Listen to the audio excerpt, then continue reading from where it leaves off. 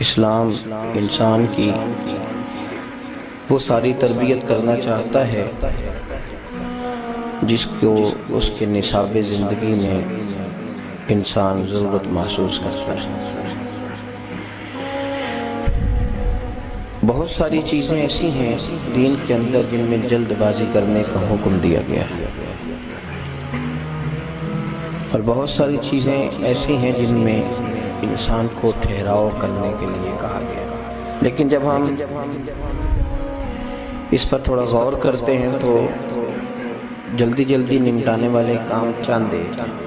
باقی ہمیں یہ حکم دیا گیا ہے کہ ہم ترتیل کے ساتھ، آہستگی کے ساتھ چیزوں کو دیکھیں، غور کریں، فکر کریں، تفکر کریں، اور پھر چیزوں کو ٹھیک ہونے کے لیے، سجنے اور سنورنے کے لیے، نکھرنے اور بننے کے لیے وقت، اور اس کے بعد پھر اس کا نتیجہ اپنے رب کریم پہ چھوڑیں۔ ہمارے ہاں کچھ لوگوں کے اندر بڑی زیادہ جلد بازی پائی جانے لگی ہے۔ روزمرہ کے معاملات زندگی میں تلخیاں، کمزوریاں اور طبیعتوں کے اندر نفرتیں اور عداوتیں یہ جلد بازی کا نتیجہ ہے۔ جلد بازی مایوسیاں بھی پیدا کرتی ہے۔ جلد باز آدمی 2، 4، 5 دنوں، ہفتوں اور مہینوں کے انتظار کے بعد کہتا ہے کہ یہ کام صحیح ہو ہی نہیں سکتا، یہ ہمیشہ غلط ہے، لہٰذا میں رہا اس کام سے۔ وہ مایوس ہونے لگتا ہے، پھر وہ کمزور پڑ جاتا ہے، پھر وہ تکلف کا شکار ہوتا ہے۔ اگر یہ کوشش کر لی جائے کہ چیزوں کو ٹائم دیا جائے، اور یہ جو بہت زیادہ جلد بازیاں ہیں ان کو تھوڑا کنٹرول کیا جائے، معاملات بہتر ہو جاتے ہیں۔ ہمارے ہاں نوجوانوں میں جلد بازی کا عنصر بڑی تیزی سے پیدا ہوا ہے۔ شارٹ رستہ تلاش کرتے ہیں امیر ہونے کا، مختصر سا رستہ تلاش کرتے ہیں آگے بڑھنے کا، اور کوئی وہ ٹائم نہیں دینا چاہتے، کسی جگہ وہ انتظار نہیں کرنا چاہتے۔ وہ چاہتے ہیں کہ بس میں نے کہہ دیا تھا تو یہ کام ہو جانا چاہیے۔ اور نوجوانوں میں وہ لوگ جو جلد باز ہوتے ہیں، پھر جب ان میں بڑھاپا آتا ہے تو جلد بازی اور بڑھ جاتی ہے۔ پھر وہ کہتے ہیں بس جلدی جلدی یہ چیزیں ٹھیک ہونی چاہیے، میں نے کہہ دیا تھا تو لہٰذا ہو جانا چاہیے۔ یہ جو جلد باز لوگ ہوتے ہیں یہ تلخ ہوتے ہیں، باتیں ترش کرتے ہیں، کڑوی کرتے ہیں، تو پھر ان کے دائیں بائیں جو لوگ رہتے ہیں وہ بیچارے تکلیف کا شکار ہو جاتے ہیں۔ اگر ہم تھوڑا حوصلہ رکھیں، تحمل، بردبازی، وقت دینا، انتظار کرنا، اور محنت کر کے نتیجہ اپنے رب پہ چھوڑ دینا، اس سے ہماری زندگی میں سکون آئے گا، تھوڑا ٹھہراؤ پیدا ہوگا، تھوڑی دل کو تھوڑی تسلی رہے۔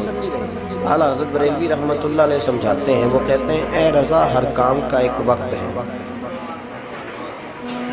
دیکھیے، فکر دیکھیے، سوچ دیکھیے، فرماتے ہیں اے رضا ہر کام کا ایک وقت ہے، دل کو بھی آرام ہو ہی جائے گا۔ تھوڑا وقت دیں، جلد بازی نہیں کریں، مزاجوں میں تلخی نہ لائیں۔ اس سے بہت ساری جگہوں پہ بہت سارے لوگ رشتے توڑ بیٹھتے ہیں، تعلقات میں دراڑیں آتی ہیں، کیونکہ ہمیں جلدی پڑی ہے، ہم چاہتے ہیں کہ فٹافٹ آگے نکل جائیں۔ دیکھیں نا، میں اگر دوڑ کے چل رہا ہوں تو میرے ساتھ تو وہی چلے گا جو دوڑ کے چل سکتا ہے، تو جس بیچارے کے گھٹنوں میں درد ہے وہ جو کہ دوڑ سکتا نہیں، تو پھر تعلق تو نہ رہا، وہ ختم ہو گیا۔ اگر آپ آہستہ آہستہ چلیں گے تو تھکیں گے بھی نہیں، کمزوری بھی نہیں آئے گی۔ قرآن پاک نے ارشاد فرمایا وَرَتِّلِ الْقُرْآنَ تَرْتِیلًا، فرمایا قرآن پاک کو نا خوب ٹھہر ٹھہر کے پڑھا، ٹھہر ٹھہر کے نہیں، خوب ٹھہر ٹھہر، تا پہ تشدید، خوب ٹھہر ٹھہر کے قرآن پاک کو پڑھا کرو۔ میرے نبی کریم علیہ السلام نے فرمایا 3 دن سے پہلے قرآن پاک ختم نہ کرنا، ورنہ تم سمجھ نہیں سکتے۔ بڑا شوق بھی اٹھے تلاوت کرنے کا، بڑا ذوق بھی ہو، تو 3 دن سے پہلے نہیں ختم، 10 پارے سے زیادہ نہ پڑھنا، اور 10 پاروں سے جلدی تم اگر پڑھ لو گے تو پھر تم اس کو سمجھو گے نہیں۔ لہٰذا ایک ترتیب سے، ایک ترتیل سے، ذرا ٹھہر کے آپ نظام کو لے کر کے چلیں گے، قرآن مجید آپ کی سمجھ میں آئے گا۔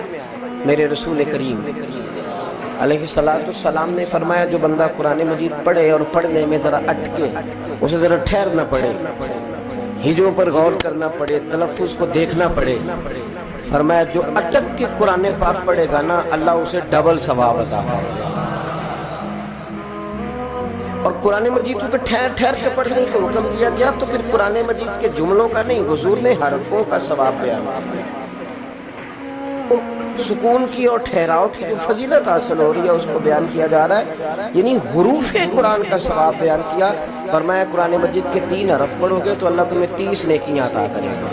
اور پھر حضور نے گن کے بتایا، فرمایا الف لام میم، فرمایا یہ 3 حروف ہیں۔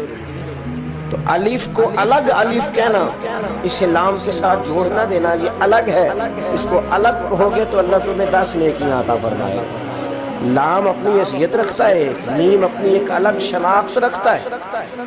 تو تم جب ٹھہر ٹھہر کے پڑھو گے، اطمینان سے پڑھو گے، ترتیل سے پڑھو گے تو تمہیں اللہ تبارک و تعالیٰ اس کا اجر دے گا، حروف کا تمہیں اجر دیا جائے گا بڑی جلدی۔ بہت سارے لوگ ہیں وہ بتاتے ہیں کہ میں فلانے مدرسے میں گیا تھا تو 1000 قرآن مجید پڑھا ہوا ملا، تو میں کہتا ہوں بھائی مجھے نہیں پتا، طالب علم تو اتنا نہیں پڑھ سکتا، ان کے لیے تو مشکل ہے، اللہ بہتر جانتا ہے اس ترتیب سے آپ نے اتنا جمع کر لیا ہے، اللہ تعالیٰ ثواب دینے والا ہے، ہم کوئی اس پر تو پابندی نہیں لگاتے۔ پھر آپ نے یہ کہا کہ جی میں اللہ تعالیٰ کے فضل سے جی میں 15 سپارے پڑھ لیتا ہوں، تو میں نے کہا بھی آپ پڑھ لیتے ہوں گے، ہم سے تو نہیں پڑھے گا۔ آپ چیزوں کو ترتیل سے رکھیں، تھوڑا خوبصورتی اس میں آتی ہے، سکون والی چیز میں خوبصورتی ہوتی ہے لیکن بے سکونی بڑی ہے، اور اس سے ایک مرض پیدا ہو رہا ہے جس کا پنجابی میں نام زیادہ اچھا رہے گا، جلد بازی سے نا ایک مرض پیدا ہوا جس کا نام ہے آوازاری۔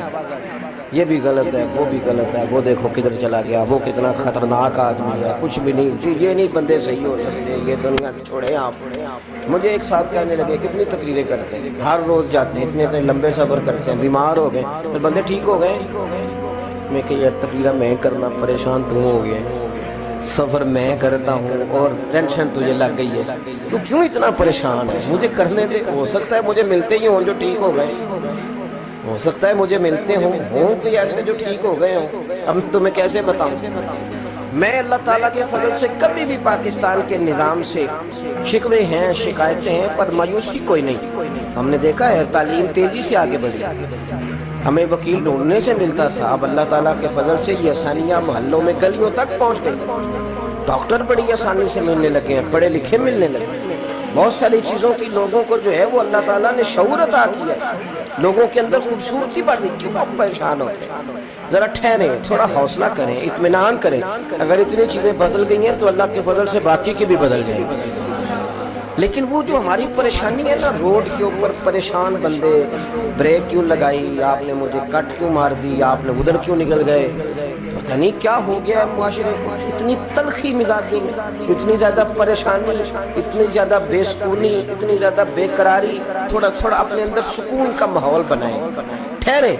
میرے نبی کریم علیہ وسلم نے نماز کا ثواب بیان کیا، فرمایا جماعت کے ساتھ ایک نماز پڑھو گے تو اللہ 27 نمازوں کا ثواب عطا کرے گا، یہ بھی حضور بیان کر رہے ہیں۔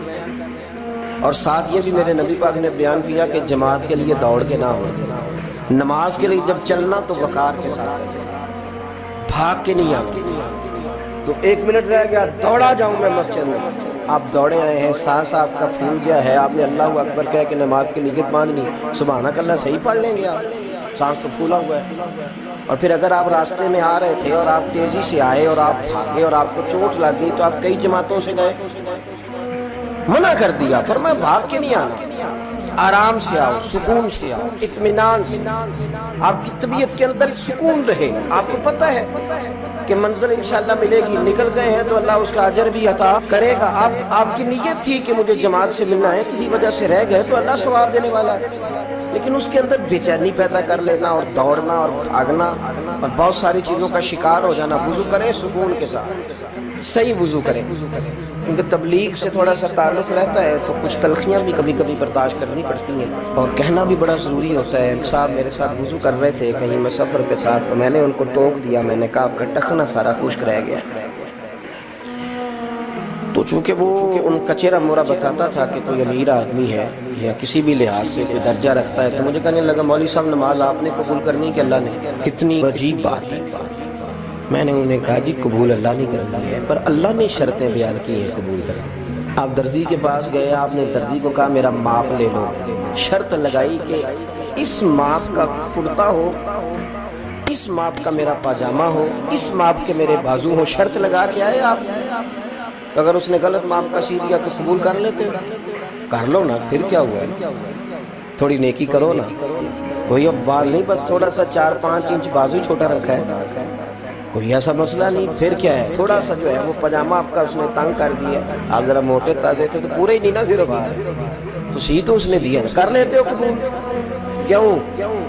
اس کی وجہ یہ ہے کہ آپ نے شرط لگائی تھی کہ میاں یہ میں تمہیں ماپ دے کے جا رہا ہوں، میں نے جو سوٹ پہننا ہے وہ اس دائرہ کار کے اندر سلا ہوا ہوگا تو پھر میں پہنوں۔ میرے رب کریم نے نا مثال دے رہا ہوں سمجھانے کے لیے، شرط لگائی تھی کہ وضو اس طرح کرنا، کرو گے تو میں قبول کروں گا۔ آپ نے غلط کیا تو وہ کیسے قبول ہوگا؟ اس لیے کہ آپ شرطوں پہ پورے نہیں اترے۔ تو ہم بجائے بات سمجھنے کے تلخی کرتے، آزمائش میں مبتلا ہو جاتے ہیں، اور یقین کریں کہ پھر وہ چونکہ ہم جلد باز ہیں، آوازار ہیں، پریشان ہیں، تو ایسے ایسے سخت جملے کہتے ہیں۔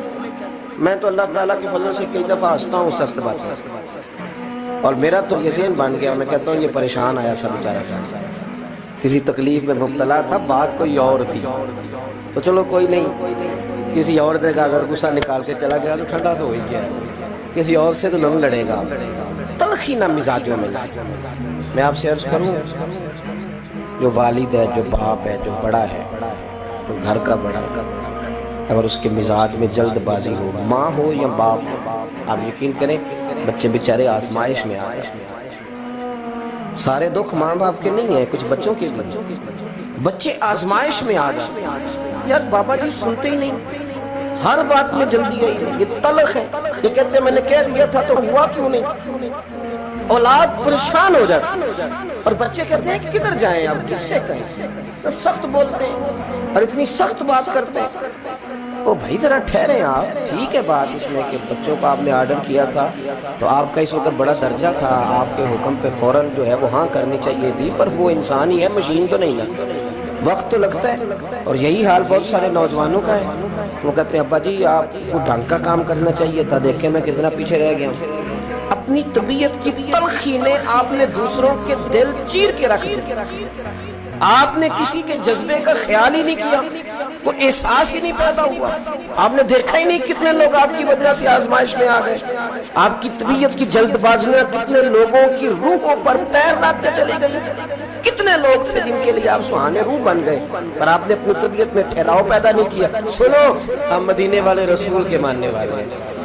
حضرت عائشہ صدیقہ کہتی ہیں قربان جاؤں نبی پاک پہ، حضور بات کرتے تو اتنی ٹھہر ٹھہر کے کرتے، اتنی ٹھہر ٹھہر کے کہ اماں جی فرماتی ہیں میں اگر اپنے نبی کے لفظ گننا چاہتی تھی تو میں لفظ بھی گن لیا کرتی۔ اور حضور کا جو انداز تھا حوصلے کا، طائف کے لوگوں نے نا پتھر مارے میرے نبی پاک، اور میں صرف اتنا ہی کہہ سکتا ہوں، ورنہ کتابوں میں وہ لفظ بھی لکھے ہیں جنہوں نے نبی پاک کے لیے معاذ اللہ استعمال کیا، وہ آپ نے سنے نہیں ہوں گے، علماء وہ بیان نہیں کرتے، اس لیے کہ وہ سخت اتنے تھے کہ وہ کہے ہی نہیں جا سکتے، پتھر بھی مارے۔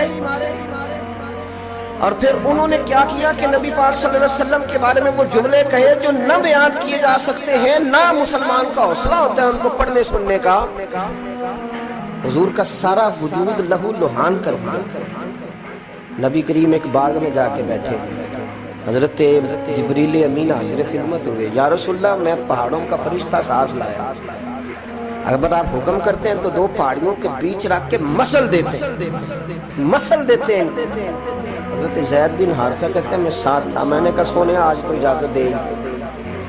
مکے والے بھی بڑے ظالم تھے، ظلم کرتے تھے آپ کے ساتھ، پر تو حد ہی ختم کر دی، حضور دے اجازت۔ رسول کریم علیہ السلام نے فرمایا نا یا رسول اللہ، ایک بندے نے بھی نہیں آپ کی بات مانی، ایک بھی تو اچھا ہوتا ان میں سے، کوئی کہہ ہی دیتا مارو نہ حضور، یہ تو مجموعی طور پر ہی بےہودگی کا مظاہرہ کرنے لگے۔ یہ دیکھو سوچ، یہ دیکھو اطمینان، یہ دیکھو مدینے والے رسول کی تربیت۔ نبی پاک نے فرمایا میں ان کی تباہی کی دعا نہیں، حضور ایک بندے نے بھی نہیں آپ کی بات مانی، مدد کو نہیں آیا۔ یا رسول اللہ ابھی بھی آپ ان کے لیے دعا نہیں کریں گے؟ تو میرے رسول پاک نے جو امید دلائی وہ کتنی انوکھی ہے. حضور فرمانے لگے زید چلو یہ نہیں نہ مانتے، مجھے امید ہے ان کی نسلیں مان جائیں. اتنی دور کی بات پر بھی کوئی اطمینان کرتا، ہمیں تو جلدی ہے، فٹافٹ کریں کہ مانے. کب ان کے بچے پیدا ہوں گے جو ہو چکے ہیں، وہ جوان ہوں گے، وہ باشعور ہوں گے، کب وہ کلمہ پڑھیں گے. لیکن میرے نبی پاک نے فرمایا نا امیدی کوئی نہیں، جلدی کوئی نہیں. یہ نہیں پڑھتے تو ان کی نسلیں پڑ جائیں گی. بشر ہیں، بے خبر ہیں، تباہی کی دعا کیوں مانگے؟ ہم بشر ہیں، اپنی اور آپ کی بات کر رہا ہوں، ہم بشر ہیں اور بے خبر ہیں، تو تباہی کی دعا کیوں مانگے؟ جلدی بڑھ، پیسے کمانے کی بڑی جلدی، دشمن کو زیر کرنے کی، جو ہم حاصل کرنا چاہتے ہیں اس کو حاصل کرنے کی بڑی فٹافٹ جلدی سے جلدی سے. کھانا جلدی اتار لیا جائے تو کچا رہ جاتا ہے، اور جلدی کھا لیا جائے تو منہ جل جاتا ہے. اسے پکنے میں بھی ٹائم دینا چاہیے، اور جب اتر جائے تو پھر اسے تھوڑا سا ٹھنڈا ہونے کا بھی ٹائم دینا چاہیے. وہ لطف تبھی دیتا ہے. لیکن اگر آپ کو فٹافٹ جلدی ہے تو پھر یاد رکھیں کہ جتنی تیز کو بندہ بھاگتا ہے اتنی جلدی ہانپتا ہے، اور اس کا سارا وجود آزمائش میں آتا ہے. تھوڑا اطمینان رکھیں، تھوڑا اعتدال کریں. نبی کریم علیہ السلام نے فرمایا سب سے برا چور وہ ہے جو نماز کی چوری کرتا ہے. مسند امام احمد بن حنبل میں حدیث ہے.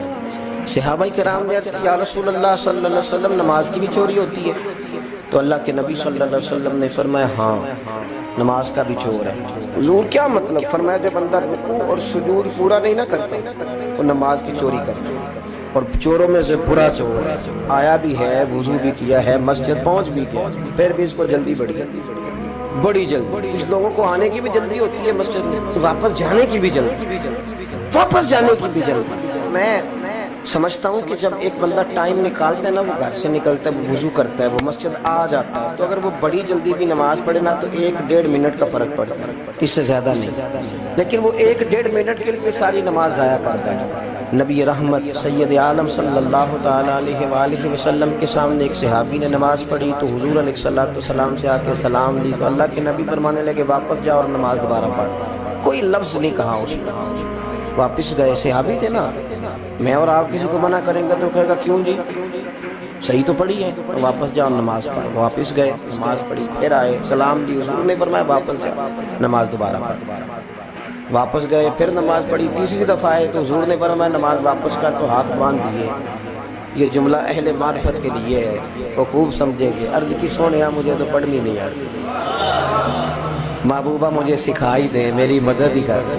حضور پڑھنی نہیں آتی، بتائیں کیسے پڑھنی ہے؟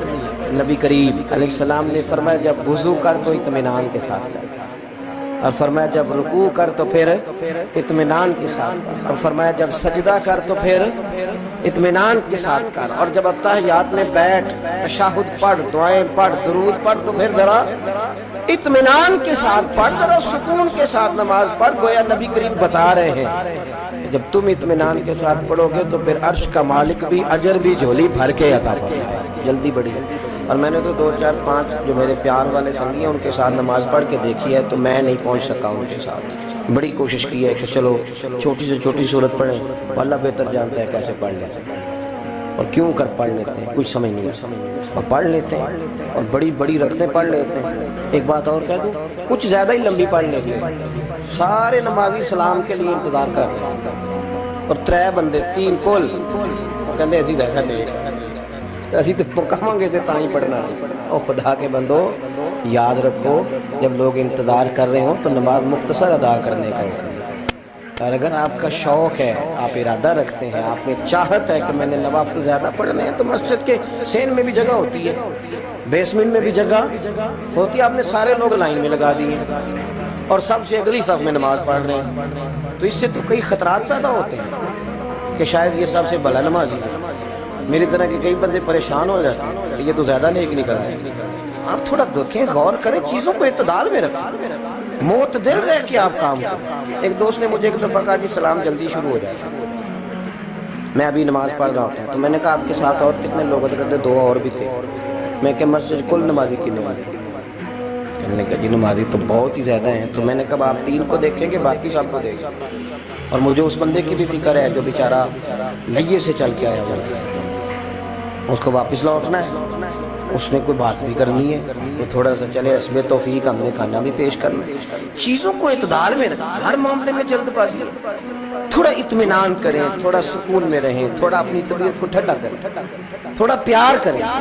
اور پھر ایک اور مسئلہ ہے، آپ جب کسی کے ساتھ میل ملاپ کرتے ہیں تو بھی جلدی ہوتی ہے، کہتے ہیں یہ فٹافٹ میری طبیعت سے سیٹ ہو جائے، جو میں کہہ رہا ہوں فٹافٹ مان جائے۔ بھئی ذرا ٹھہرے تو صحیح، ذرا ٹھہریں، تھوڑا ربط بڑھائیں، تھوڑا تعلق بڑھائیں، تھوڑا دیکھیں پیار بڑھ جائے گا تو پھر بات بھی آگے بڑھی جائے گی۔ لیکن آپ نے تو جلدی کر دی، آپ نے ایک منٹ ہی نہیں لگایا اور جلدی سے آپ نے سارے معاملات خود بخود ہی طے کر لیے۔ اطمینان، سکون، وقار یہ آپ کو بڑا کرتا ہے۔ پھر اسی طرح کچھ لوگوں کو تبلیغ کرنے کی بڑی جلدی، میں نے دیکھے ہیں بہت سارے لوگ ہیں جو ایک آدھ مسجد میں، زیادہ تو میں کہیں نہیں جا پاتا رمضان میں، لیکن ایک آدھ مسجد میں تراویح پڑھنے کا موقع ملا ہے تو جو قاری صاحب تراویح پڑھا رہے ہوتے ہیں ان کو پڑھنے کو نہیں دیتے، اللہ جانتا ہے۔ اگر پیچھے دو حافظ کھڑے ہو جائیں نا، وہ حافظ آتے ان دنوں میں، حافظ نیک لوگ ہوتے ہیں، بس سمجھانے کے لیے کہہ رہا ہوں، سمجھانے کے لیے حافظ ان دنوں میں آتے ہیں، وہ ان رقطوں میں آتے ہیں جو سپارے انہیں صحیح یاد ہوتے ہیں، اور وہ آتے تراویح پڑھنے نہیں، یہ بتانے آتے ہیں کہ میں بھی حافظ ہوں، اللہ ماشاءاللہ، سب کی بات نہیں کرتا، جو ایسا کر رہے ہیں ان کی کرتا ہوں۔ اب وہ قاری صاحب کو چلنے نہیں دیتے۔ لقمہ دینے کا مزاج یہ ہونا چاہیے کہ انہوں نے اگر کہیں وہ آیت بھولے ہیں تو ان کو پیچھے جانے دے، دوبارہ سے پڑھ کے آئے، اگر وہ پڑھ کے آ دیں گے تو پٹری پہ صحیح چڑھ جائیں گے۔